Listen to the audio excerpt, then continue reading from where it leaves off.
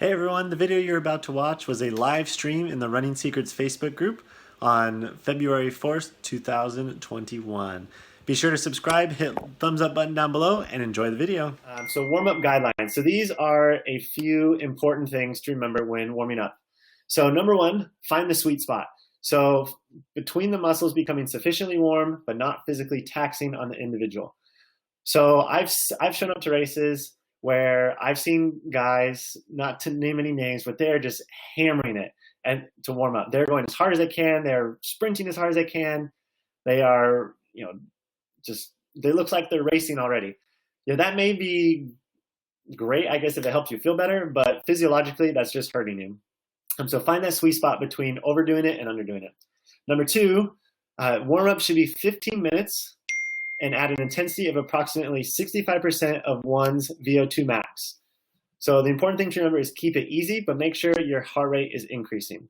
So again, warm-up should be about 15 minutes and about 65% of your VO2 max. So in other words, keep it easy, okay? So don't go out hammering your warm-up, don't go out doing anything nuts. Number three, that kind of goes off of number two, is warming up more than 20 minutes actually starts becoming more detrimental to your run than giving you benefits. Meaning, if you start your warm-up at 7 a.m. and the race is at 8 and you're just running that whole time, you're going to start burning into those energy stores that you want for that race. And so it's important to remember to kind of keep that warm-up not to a minimum, but at a safe and healthy level, okay? And number four, and this is probably the most important one, is the benefits gained, the increase in muscle temperature are lost approximately 15 minutes after the warm-up period ends. So time your warm-up accordingly. Don't go warming up at 7 and then cooling down and doing nothing until 8 o'clock. Time your warm-up so you're getting to that start line right as that 15 minutes is getting close. In other words, make sure you time it right, okay? All right, so let's talk about my warm-up. So my warm-up for my training runs, because I wake up very early in the morning, my main objective is just to get out the door and just get moving. So like I said, I get out of bed, I go to the bathroom, I get dressed, I start the watch, and I just go. So my first couple miles when I'm warming up in a training run is just this easy, slow pace. I'm not doing anything crazy. I'm not trying to hammer it. In fact, most times I don't even look at my watch. I don't want to know what my pace is. I just want to let my body naturally kind of move into that awake state, I guess. And then I gradually increase my speed as the mileage goes on. Now, when I go to a race, it's a little different. This is also kind of the same thing for speed work. So I broke this down into like time periods. So 60 minutes before a race, I go to the bathroom. My secret for you guys is don't wait to go to the bathroom at a race, because I think we've all had experiences where the porta potty lines get very long. And quick story about that. So one time, it was the St. George Marathon. I was in the starting warm-up area.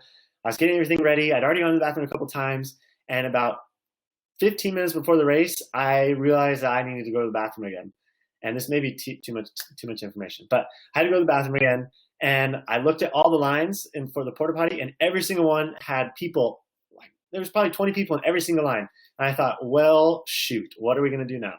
And I quickly had to make some decisions. And I decided I was just going to hold it until the race started. And I actually went to the porta potty at the mile marker. So that's another hack, but I don't recommend that one. But anyways, if you're hopping on just now, be sure to say hello. So 45 minutes before a race or speed work, well, mainly a race, is I run for about 10 minutes easy. Whether that's a mile in 10 minutes, whether that's a little more than a mile in 10 minutes, my whole objective is to just get moving and try and get at least a mile in and just warm up. 15 minutes before the race, 30 minutes before a race, I start doing my drills. So my drills are part of my warm-up routine.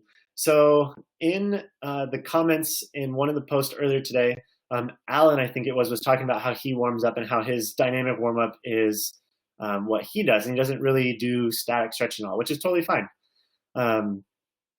So my drills, if you look over to the right side of my screen, these are kind of the routine that I do. Later this week, I'm actually going to make a video demonstrating all these. But this is just kind of an abbreviated list. And Scott says, hit the woods for the restroom. Yep, and Joey's here. Hey, Joey, how's it going? So these are my drills. So I do arm swings, I do skips, I do lunges, I do butt kicks, high knees, and I do something called karaoke's. Like I said, I'm going to create a video later this week, probably Saturday when I'm actually at a race. I'm going to create a video demonstrating what I do through my whole warm-up. So if you guys ever want to see a full warm-up from start to finish, you'll be able to see it. Okay? So those are my drills. Excuse me. Woo. Man. And then 15 minutes before the race, that's when I strip down to my racing gear and basically start jogging to the line. And then until the start, I basically jog, do striders, and stay warm. So remember what I said in a couple slides ago, where everything you've done warm up, if you if you do it too soon, you're going to lose all those benefits. That's one reason why when I go to races, I'm always moving around. Right until that gun goes off, I'm always moving. So that is warm-ups. I know that was a lot. What do you guys think? Any questions about warm-ups? And stretching. So we're going to talk about stretching just for a second. I'm not going to dive too much into it because if you were in this group almost a year ago, when we did the April master classes last year, I created a video all about stretching. I demonstrated how to do neck stretching, mid-back stretching, low back stretching, shoulders, you name it. Yeah, so after this is done, I'll put that link in the comments. Maybe it's in the group.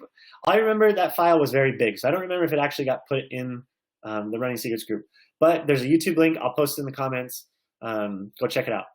Just disclaimer, it was very early on in my YouTube days, so take that or leave it. But all right, so stretching. So the primary reason for stretching is to increase range of motion around the joint. So in our body, we have bones, we have muscles, we have tendons, we have ligaments. So muscles attach tendons attach muscle to bone, ligaments attach bone to bone, okay? So when you're stretching the tendons, not the ligaments, okay? When a ligament is stretched, that's usually an injury most of the time. So this information is pertinent as research has shown that stretching a muscle prior to a bout of exercise can actually reduce the contractile force of a muscle. Okay, so when you stretch, if you do it too hard, too long, too aggressively, you are actually hurting the muscle rather than helping it. Okay? So my advice is if you're going to stretch, make sure your body is warm, meaning you've done some kind of exercise or run or something to get blood moving, and then you stretch. As opposed to waking up and just stretching. Now I know Shaylee says she stretches in the evening to help her her hips feel better, and that's totally fine. Everyone is different. The bottom line is every single person is a little different.